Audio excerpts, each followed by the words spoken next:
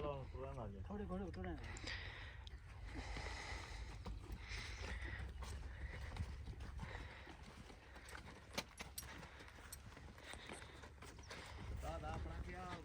देखा ना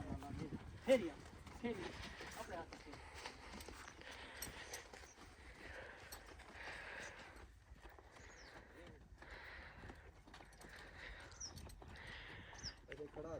से खड़ा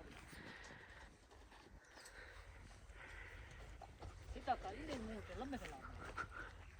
ऐसे खड़े थे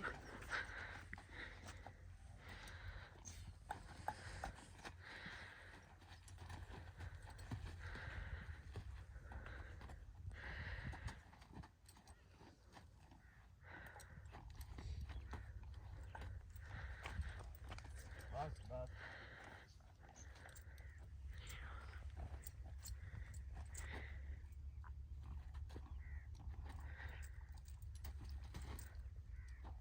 परो फेर जा तो फेर परो फेर या उस्ताद घोड़े को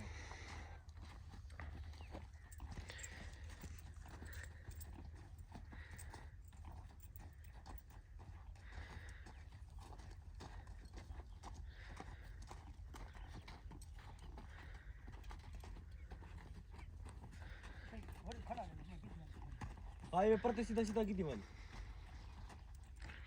खड़ा ना नहीं की जा नहीं दे दे दे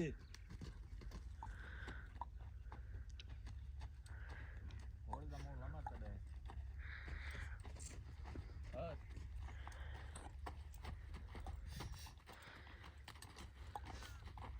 हां